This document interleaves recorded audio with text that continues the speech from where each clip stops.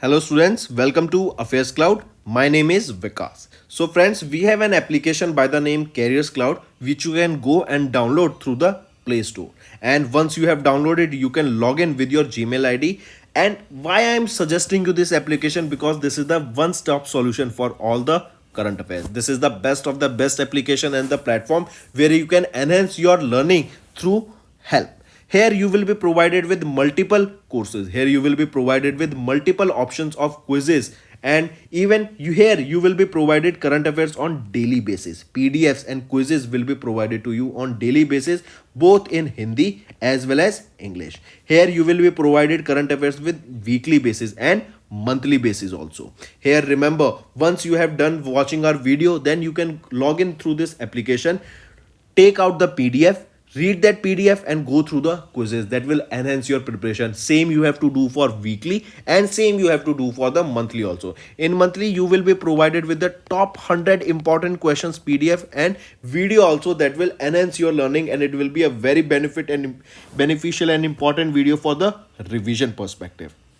And not just this friends, apart from this we also provide you banking and economic questions. We provide you state current affairs such as of Uttarakhand, UP, Tripura, Telangana, and many more.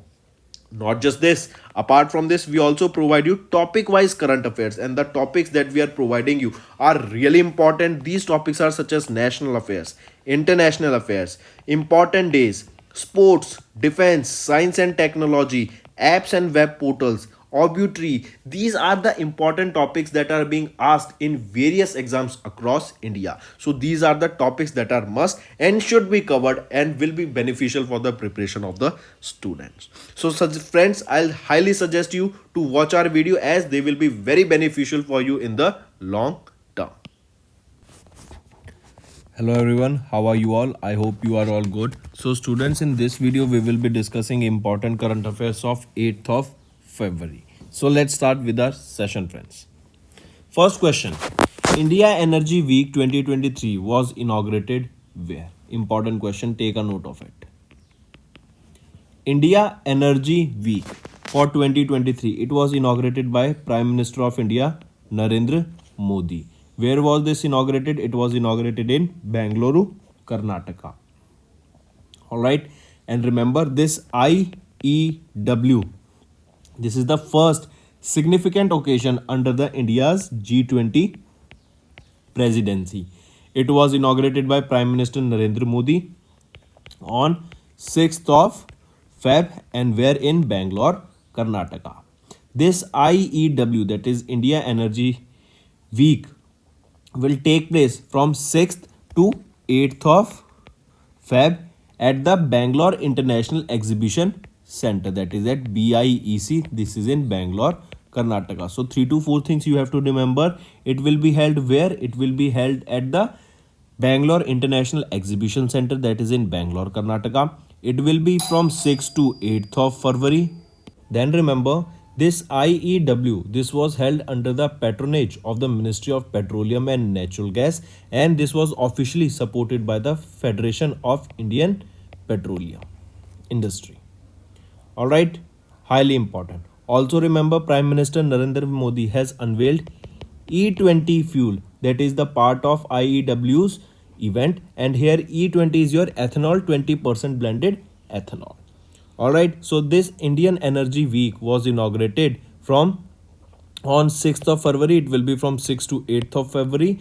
It was inaugurated by Prime Minister Narendra Modi, and where it will be held in Bangalore, Karnataka. Next, how many member committee was set up to draft the Digital Competition Act? Highly important question. So for the Digital Competition Act, first of all, what is this act we are talking about? What is this Digital Competition Act? In order to promote fair, transparent and contestable digital ecosystem, this Digital Competition Act was launched. Basically, it is an anti-competitive practices by big tech companies. For example, recently there was case on Google, and in this what Google was doing was that they were pre-installing application in their Androids phones, in their Android smartphones, such as your, for example, such as your Chrome. Chrome is a web browser. So this is a pre-installed application, but it is not providing any user to install the application. But this is pre-installed application. So there is a monopoly of applications of the Google, and that is the reason this Digital Competition Act was launched, for which a how many member committee was set up. This was a 16 member committee that was set up so that there can be a fair play in the digital ecosystem.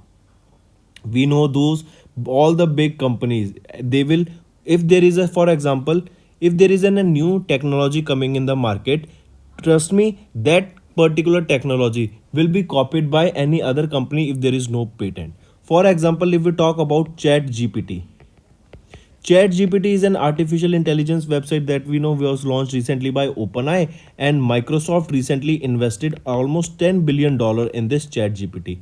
Now, after the launch of this, and we know this was termed as the Google killer, and now Google has also launched a similar kind of the software that is an artificial intelligence platform that is related to ChatGPT, that is your Bard AI, and it's similar to that of ChatGPT. So if any organization is releasing a particular software or any new feature, trust me, that particular feature will be copied by any other company also. So 16 member committee was set up to draft the Digital Competition Act. This committee recommended that India identify small number of leading players and market winners that can negatively influence competitive conduct in the digital ecosystem. All right. Then remember to review, this committee was set up to review the existing provisions of the Competition Act of 2002, and the rules and regulations that were framed are sufficient to deal with the challenges that have emerged from the digital economy. This committee will also study the international practices on regulations in the field of digital markets and other regulatory regimes, institutional mechanisms, and government policies regarding the competition in digital markets. Moving on, India's first mobility focused cluster to attract investment was launched by which government? I repeat, recently, India's first mobility focused cluster to attract investment was launched by which government? It was launched by Telangana government. Mark this important, friends. All right. High chance that this question can be asked, that India's first mobility focused cluster to attract investment was launched by Telangana government. All right. The IT Minister of Telangana, that is KT Rama Rao, the government of Telangana launched this Telangana Mobility Valley. I repeat, this is your Telangana Mobility Valley. That is India's first mobility focused cluster that aims to attract investment of around more than 50,000 crore rupees and generate more than 4 lakh jobs in the next 5 years. The TMV, that is your Telangana Mobility Vehicle, was unveiled during the Mobility Next Hyderabad Summit. During the Mobility Next Hyderabad Summit. First of all, remember this Mobility Next Hyderabad Summit. This was the first edition of this summit. All right, this was held at Hyderabad International Convention Center. And where is this? This is in Hyderabad, Telangana, and this first edition of this Mobility Next Hyderabad Summit. Remember, during this only, this Telangana Mobility Vehicle, Telangana Mobility Valley was launched. And here only it was aimed to generate 4 lakh jobs and attract an investment of more than 50,000 crore rupees. This particular summit, that is your Mobility Next Hyderabad Summit, was a part of Hyderabad E-Mobility Week. E-Mobility Week. When do we observe this E-Mobility Week? It is from 5th to 11th of Feb. So during this e-mobility week, we observed Mobility Next Hyderabad Summit. This was the first edition, and during this summit only, Telangana Mobility Valley was launched, and this was the first mobility focused cluster to attract investment. And investment to be attracted was for around 50,000 crore rupees, and to generate more than 4 lakh jobs during this same. So the correct option here becomes Telangana. Next, European Union and which country are working to set up three working group under the Trade and Technology Council?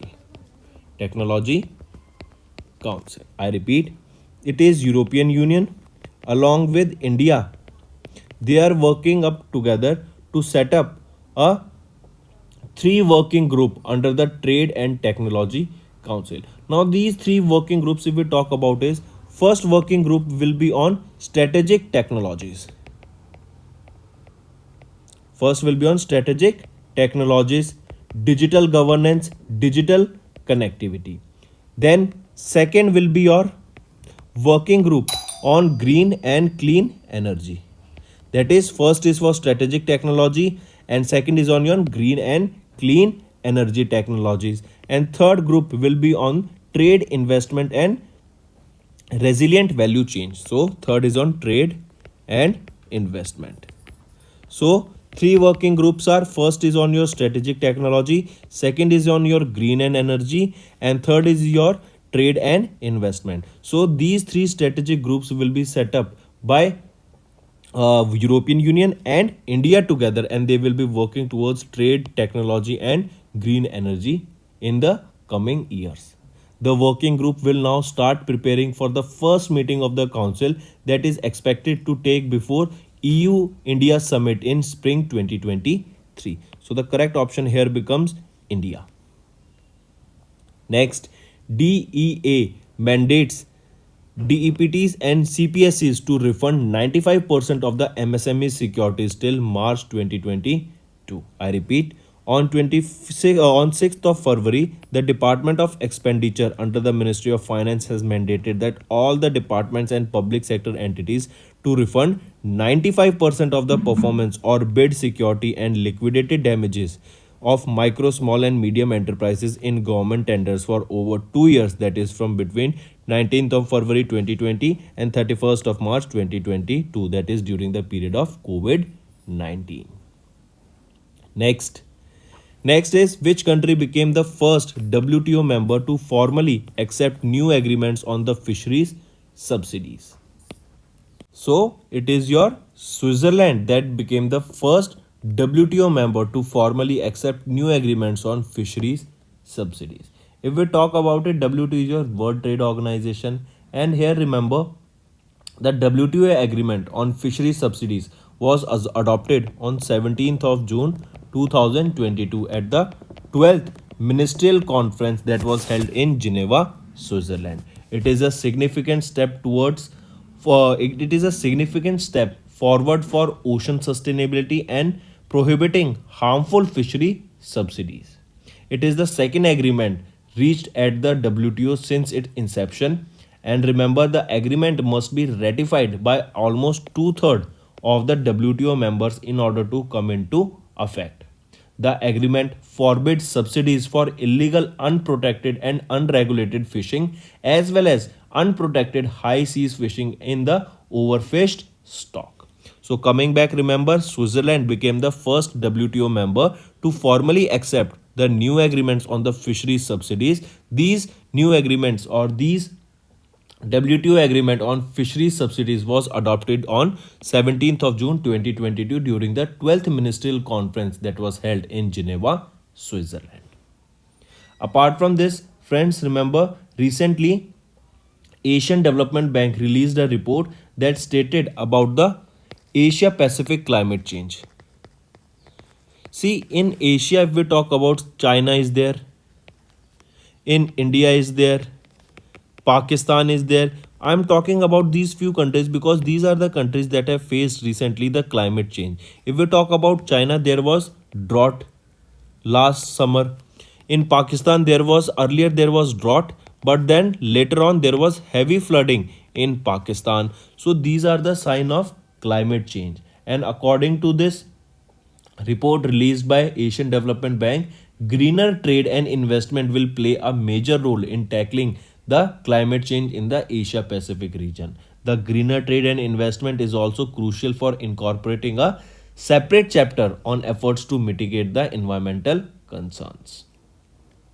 Next, SIB Wealth was launched by whom? First of all, what is SIB? SIB is your South Indian Bank. So, SIB Wealth, this is a wealth management platform. It is a wealth management platform that was launched in partnership with Geojit Financial Services. In partnership with Geojit Financial Services. So remember, it was your South Indian Bank along with Geojit Financial Services have launched this wealth management platform, that is SIB Wealth. If we talk about this, under this platform, portfolio management services will be provided, alternate investment fund, systematic investment plan, that is your SIP, mutual fund, bond, real estate, structured products, all these services will be provided under this SIB Wealth. And if we talk about Geojit Financial Service, this has an experience in investment for over 35 years. Then if we talk about SIB, that is your South Indian Bank, Managing Director and Chief Executive Officer here is Murali Ramakrishnan and the headquarters is in Thrissur, Kerala. Next, who launched India's first cross-border UPI payment service? Important. Who it will be? It will be your PhonePe. PhonePe has recently launched the support for the UPI international payment. This will make PhonePe India's first fintech platform that enabled the cross-border UPI payments. Indian users of PhonePe can utilize this feature to instantly pay foreign merchants using UPI when they are traveling abroad. Alright, it supports all the international merchant outlets with a local QR code in UAE, Singapore, Mauritius, Nepal, and Bhutan. If we talk further, users of PhonePe can access or can use the PhonePe app to activate their UPI linked bank account for their service at the merchant's location or in advance of traveling overseas. This feature will allow PhonePe users to make foreign currency payments directly from their Indian bank account using UPI like they do with the international debit cards.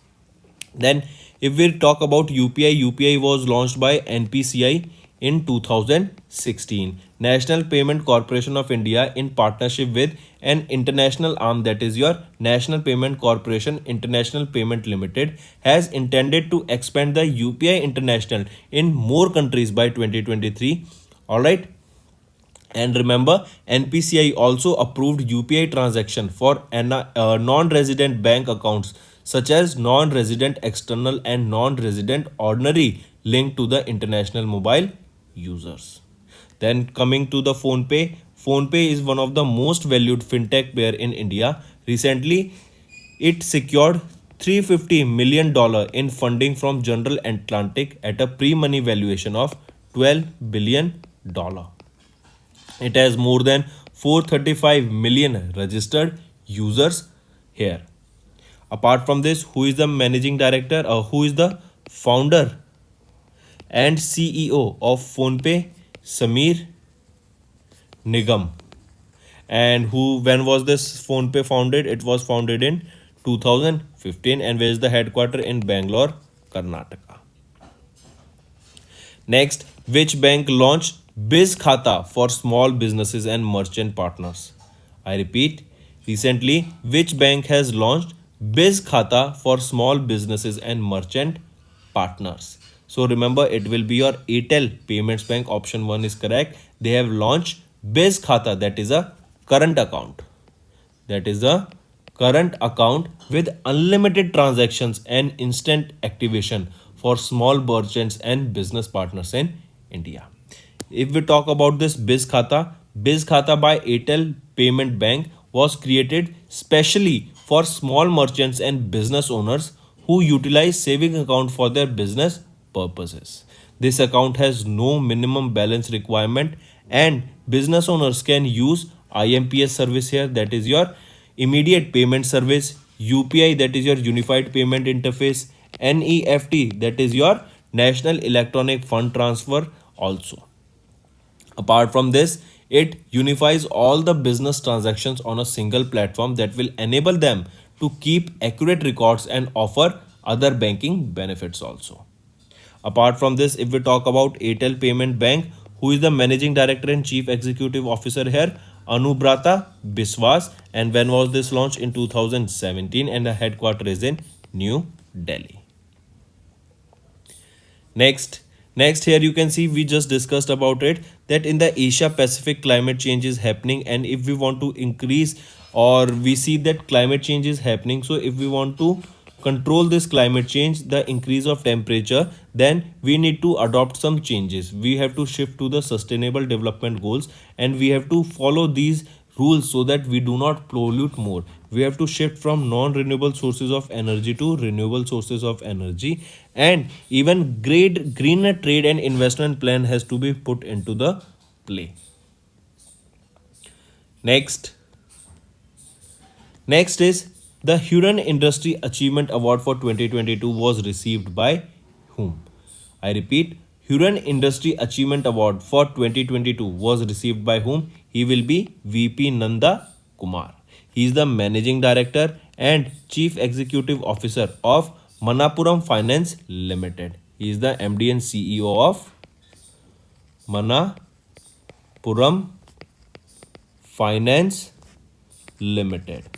He received the Huron Industry Achievement Award for 2022 for his remarkable achievements in the world of business. He received this award from the founder and chairman of Huron Global at the Huron India Award ceremony. This was held in Mumbai, Maharashtra. This award recognizes the contribution of Manapuram Finance in the non-finance and non-banking finance space. Alright, so coming back, remember VP Nanda Kumar has been awarded with the Huron Industry Achievement Award for 2022. Next, who has been appointed as the new Managing Director and Chief Executive Officer of Canara Bank. So remember, K. Satyanarayan Rajuji. K. Satyanarayan ji has been appointed as the new Managing Director and Chief Executive Officer of the state-owned Canara Bank. He will succeed whom? He will be succeeding LV Prabhakar. LV Prabhakar has resigned from office on 31st of December 2022.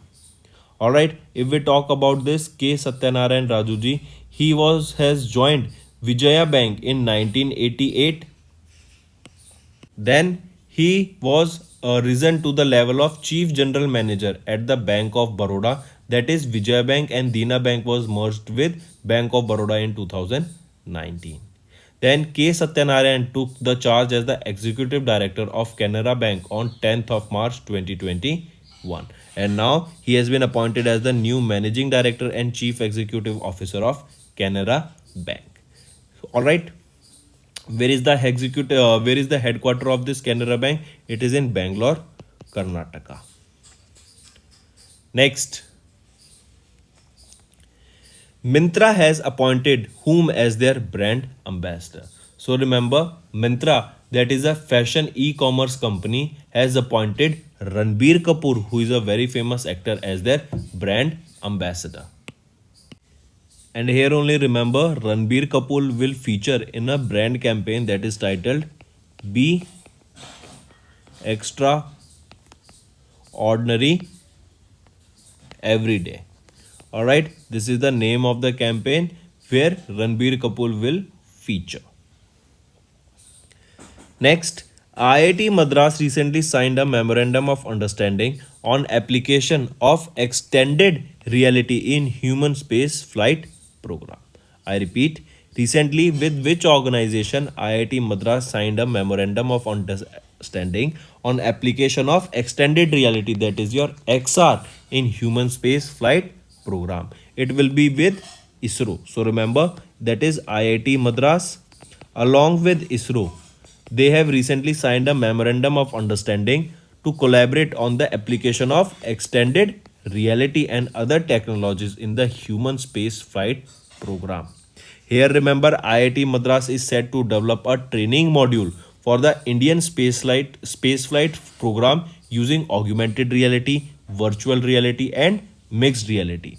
Here, advanced research and development in the domain of extended reality will be done, and ISRO would make use of advanced technologies that are developed recently from Experiential Technology Innovation Center. Here, XR technology will benefit human space flight programs in various aspects, reducing the design cycle and simulating the space environment. Also, IIT Madras will start with developing modules of physiological systems and design optimization studies.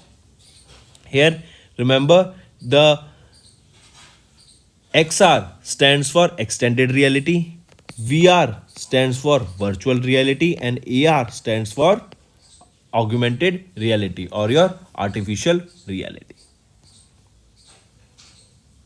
All right. So, moving on, friends, if we talk about IIT Madras, who is the chairman? Dr. Pawan Kumar Goenka. Headquarter is Chennai, Tamil Nadu. And if we talk about ISRO, who is the chairman? S. Somnar. Headquarter is in Bangalore, and it is in 1969 that this was established. Next. Next is Reliance Jio and GSMA. What is GSMA if I ask you? GSMA stands for Group Special Mobile Association. So remember, Reliance Jio and GSMA has launched initiative to train rural women in digital skills. So we are talking about skilling here to provide skills to women in the rural areas, and for this, who has tied up? Reliance Jio and GSMA. All right, highly important. The aim here is to give rural women and other from low income marginalized groups the training they need to effectively use their access to the internet. Under this program, the GSMA and the Geo teams collaborated to identify existing skills gaps and develop need based digital skills training toolkits that are India specific. As per the GSMA's Mobile Gender Gap Report for 2022, women in India are 41% less likely than men to use mobile internet. Next is Naval LCA. What is this we are talking about here? Remember that Naval LCA, that is your light combat aircraft. That is Indian Navy's light combat aircraft, and MiG-29 K fighter aircraft has successfully performed their maiden landing and takeoff attempts on the Indian naval ship Vikrant. Alright, and INS Vikrant is your India's first indigenously built aircraft carrier. So you can see here that Indian Navy's light combat aircraft and MiG-29, they are the fighter aircraft, and they have successfully performed their landing and takeoff attempts from the Indian naval ship Vikram, that is India's first indigenously built aircraft carrier. All right. Then if we talk about INS Vikrant, remember INS Vikrant was commissioned by Prime Minister Narendra Modi on 2nd of September in 2022. This is 45,000 metric ton vessel. It is 262 meters long and 60 meters wide. The aircraft carrier was built with an estimated cost of around 20,000 crore rupees by Cochin Shipyards Limited. So important question, who built this INS Vikrant? It was built by Cochin Shipyard Limited, and this is the biggest ship ever built in India. Also, with this INS Vikrant, India has joined the list of the countries with the capability to design and build aircraft carrier ships that are included such countries such as USA, UK, France, China, Russia, and now India is also a part of this fleet. Next is, when do we observe Safer Internet Day? So remember, Safer Internet Day is observed on 7th of February. All right, and also remember, this is not every year this is observed on 7th of February. Remember, this is observed on the second Tuesday of the second week of February. I repeat, we observe this Safer Internet Day on the second Tuesday of the second week of February, and this year in 2023 it was on the 7th of February, making it the 20th edition of the Safer Internet Day. Then if we talk about the 19th edition, it was observed on 8th of February in 2022, and the 21st edition will be observed on 13th of February in 2024. Then the theme that you need to remember for the same, that is the Safer Internet Day, will be together for a better internet. This is the theme for the Safe Internet Day, Safer Internet Day. When was this day initiated? That is, for the first time, when was this day observed, Safer Internet Day? It was observed in the year 2004. Next is Aaron Finch. As you can see him in the picture, Aaron Finch is related to which country? He is related to Australia. He is related to which sport? He is related to cricket. Aaron Finch has recently retired from international cricket. A very important news, directly remember that which Australian cricketer has recently retired. He will be Aaron Finch. Moving on, next is your World Interfaith Harmony Week 2023. So remember, World Interfaith Harmony Week, this is observed from 1st to 7th of February in 2023. Then remember, this is observed on the first week of February every year, that is from 1st to 7th of February. This day is observed to promote harmony between all the people regardless of their faith. Then the mantra or the theme for this World Interfaith Harmony is love of God, love of neighbor. I repeat, love of God, love of neighbor. Highly important. Then the first edition of this World Interfaith Harmony Week, when was it observed? It was in 2010 that this was observed. All right. I correct myself here. On this 2010, that is 23rd of September 2010, this was proposed. But when was this observed? The first ever World Interfaith Harmony Week, when was it observed? It was observed on 2011, that is from 1st to 7th of February 2011. This was for the first time observed. Here, the World Interfaith Harmony Week is based on the pioneering work of the Common Word Initiative that was authored by Prince Ghazi bin Mohammed, and it was released in 2007. The event was focused on working together to achieve peace, gender equality, mental health and well-being, and environmental preservation. Also, the event Harmony in a World Crisis, this was observed, all right, in the UN headquarters, that is at the New York City. Moving on, next we are talking about Telangana. Telangana budget for the fiscal year 24, that is 2023 to 2024, was presented. By whom? It was presented by the Finance Minister of Telangana, Harish Rao ji.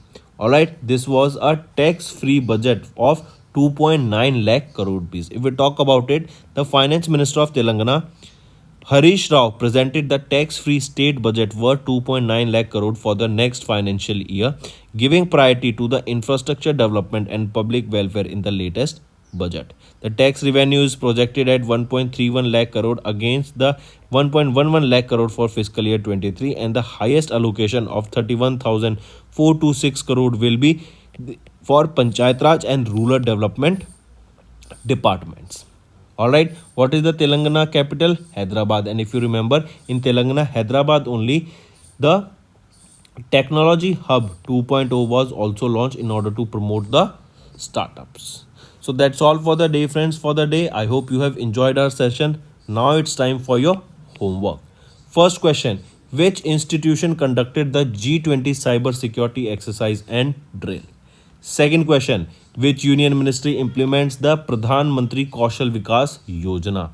Third question, what is the fixed interest rate of the Mahila Samman Bachat Patra announced recently. So these are your 5 homework question, friends. I hope you have understood the assignment. All you have to do now is like this video and comment below and let us know what are your views on such sessions. If you find the session to be interesting, I want maximum comment in this particular video. Apart from this, friends, you can watch multiple current affairs that are uploaded by us, various videos that are uploaded by us just by searching on YouTube current affairs by Vikas Rana, and you will be able to see multiple videos that are uploaded by us. Apart from this, you can attempt quiz that has been uploaded to our Careers Cloud mobile application and on website also. So that's all for the day, friends. Thank you and have a nice day. That's all for the day, friends. I hope you enjoyed the session, and you can follow us on the YouTube channel, as well as apart from YouTube channel, you can go and follow us at Affairs Cloud Telegram channel. And if you have any queries related to the content or the of courses offered to you or the payment which you did on the application, you can contact us on the number provided, that is 7677333862. Apart from this, friends, you can follow us on the Facebook as well as on Instagram handle, that is affairscloud_official. In the end, friends, if you use a code that is Vikas10, you will be getting an additional extra 10% discount by using this code Vikas10. Also, if you have any problem regarding the course purchase, any problem regarding to our application, you can contact us on the mobile number, that is 9677333862. And if you want to mail us, you can also mail us on support@affairscloud.com, and I assure you that our representative from us will be contacting you soon and resolving your issue.